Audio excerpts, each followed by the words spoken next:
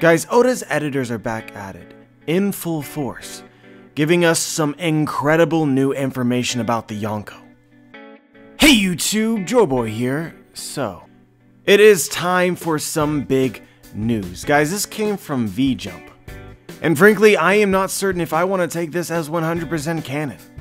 But we'll discuss that as we get to it. Let's just read the quote. There were several people in the community who translated this, but I will use Mushi's translation because that is what Dritz did. What are the Yonko's bounties? ? Are these two monsters talking about Kaido and Big Mom over 2 billion? Even though he, talking about Shanks, is the only non-Devil Fruit user among the Yonko, he is able to match up against a Navy Admiral. I get the feeling that his bounty might be the highest of all. This man is an unknown quantity that deals with the Gorosei. Alright guys, take a deep breath, take it all in, and absorb what was just said. Keep in mind that this was written by the editors of Shonen Jump. First things first, and most obviously, it seems to be confirmation of what many people thought, not everybody, many people thought, that Shanks does not have a Devil Fruit. Now maybe it isn't too out there to just say it, right? Because last time that we saw Shanks do really anything in the story when Luffy was young, he was obviously swimming, so therefore at that point he did not have a Devil Fruit. And even at the time he was very concerned that Luffy ate a Devil Fruit himself, saying that you would forever lose the ability to swim, which seemed to be, of value to him. However, a lot of time has passed, gave room for a lot of speculation, which it seems like the editors felt like shutting down. Now let's move on to the next thing. They specifically mentioned the value of 2 billion when referring to the speculation of what the bounties of Big Mom and Kaido will be, which is interesting because Blackbeard's bounty was recently revealed to be 2 billion, and a lot of people just kind of assumed that since Blackbeard was the new Yonko on the block, that Kaido and Big Mom would have higher bounties. They just had a longer time to accumulate that bounty. And it's almost as if the editors are implying that we should lower our expectations. For the editors to say this and for it to have an ounce of truth, and then the bounties later to be revealed as, 4 billion, 5 billion, or even higher than that, would just seem kind of ridiculous. Almost misleading. It now seems much more likely, if this is true, that Big Mom and Kaido's bounties are a lot closer to 2 billion.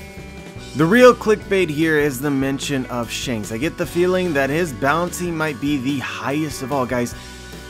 They're basically outright saying, unless this is just 100% misleading, that Shanks has the highest bounty of all the Yonko.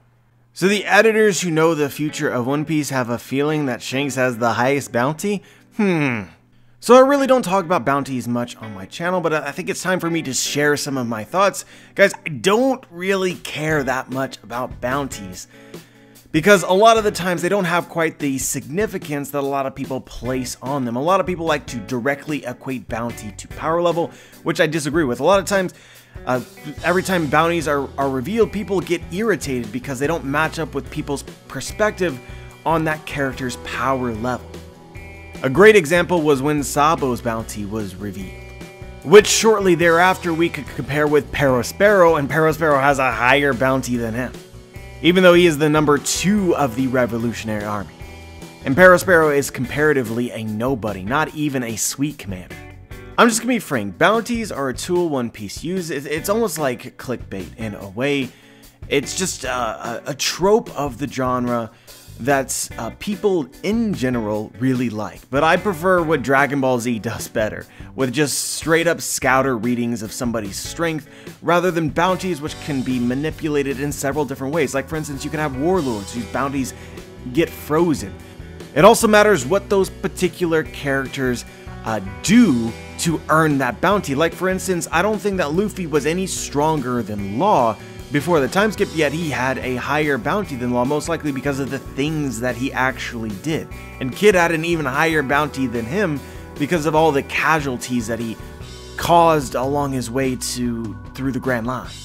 Even relating this to Luffy's new bounty, this irritated a lot of people when it was revealed, because he's clearly not worth 1.5 billion berries as far as pure strength yet, because Katakuri was at least his equal, and somehow Luffy earned 500 million berries more.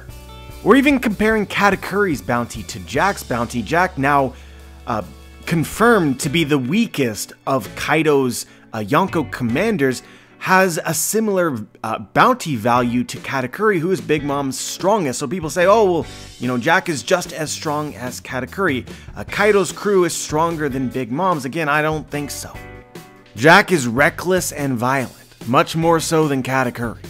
Jack has a much higher bounty than, say, Cracker, even though they are the same tier level of Yonko commander, because he is just that much more wanted. He has a higher bounty, he's more wanted by the world government, and more dangerous to the world. So along the way for me, the significance of the bounty is kind of lost. As far as the tropes of the genre that I also enjoy, like for instance in Dragon Ball, it's just cool to have a straight up numerical value ranking somebody's strength, so that when you fight somebody stronger, you're like, wow, look at that power level. But bounties just don't work in the same way. Because there are all sorts of other factors involved in it, it just takes away from the hype of the reveal. For me now, it's just mildly interesting, and more so generally relevant. And so I know that a lot of people are going to say, oh, well, Shanks has the highest bounty, it means he's the strongest Yonko here. The editors confirmed that. No, I really don't think so. I think that more than anything, this suggests that Shanks is just more dangerous to the world government because of things that he might know. And frankly, this makes a ton of sense to me because Shanks was a previous member of the Roger Pirates. Granted, we don't know if Shanks has actually been to Raft. A lot of people suggest that maybe he and Buggy didn't, but I don't think that there's any information which contradicts that. I mean, being a member of the Roger Pirates, he should have went on all of the journeys that they did, all the way to Raftel, meaning that he, just like everybody else, knows the secrets of the world, secrets that the Gorosei and the world government do not want shared. Blackbeard, Big Mom, and Kaido have definitely not been to Raftel, so Shanks having a higher bounty makes sense to me, given that he should be roughly an equal to them in strength. But I do still think that we should listen to the story more so than the bounty, which has all sorts of other factors affecting it. The people of the One Piece world believe that in a one-on-one fight, you should bet on Kaido. So in my opinion, in a one-on-one fight, Kaido is the strongest Yonko currently, even if he ends up having a lower bounty. The same sort of applies to Dragon, who we assume will have the highest bounty in the story because he is the only person who is actively against what the world government stands for and fights them, and everything that he does is a fight, contributes to the fight against the world government. So then he should be a more wanted person. A lot of people think that Dragon should just be the strongest person. I don't think so. I think that Dragon might be Yonko level in terms of fighting ability, might actually be below them, but still with a higher bounty. Again, guys, I don't find a lot of value in bounties. But yeah, maybe some of you right now are reading into what I'm saying and kind of sense the negative tone that I have. And it's not because I'm against any of this information or like this contradicts any of my headcanon. It has nothing to do with that. It's more so that I'm tired of the editors revealing this information outside of the story. This information is not readily available to people in the English community. We have to rely on news sources and translators and whatnot to get it, and then, you know, it's just so much more satisfying when we actually read the story and then see the bounty number. We don't need you to help us speculate. Editors, you don't need to hype us up for things that we are already hyped for.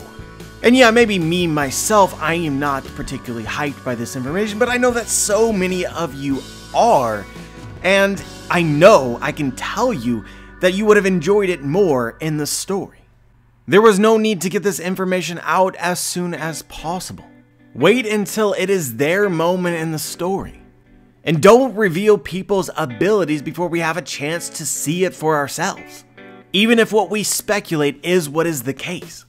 Just to me, guys, there really is a thing about saying too much. I know that a lot of you know that I've been reading the Stormlight Archive and Brandon Sanderson a lot recently, and he is super active in his community, which I applaud.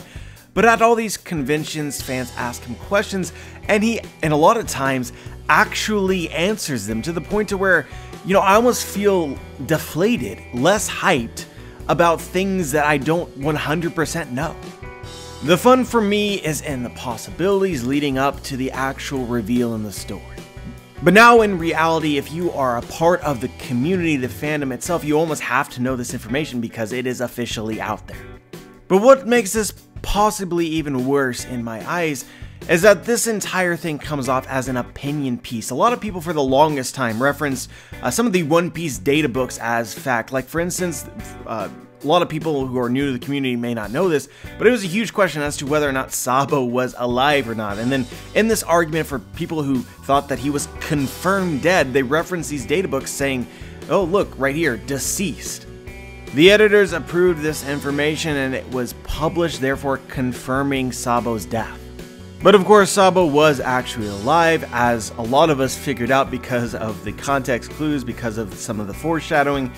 So the databooks were opinion pieces. They gave us information that we already knew. They basically told us what the story had already suggested up until that point, and it wasn't some sort of reveal booklet. So in the case of this news, you have Yonko's bounty, Blackbeard, revealed 2 billion. Oh, will the other Yonko have a higher bounty than the revealed Yonko's bounty? See, look, Shanks doesn't have a devil fruit as it was suggested at the beginning of the story. And we as fans predict that Shanks could be the person with the highest bounty of them all. So yeah, mixed feelings about this one, guys. But as always, I am curious as to what you guys think. Like the video if you like the video, dislike the video if you dislike the video. Make sure to subscribe if you want to be notified for my future content. And as always, guys, have a wonderful day.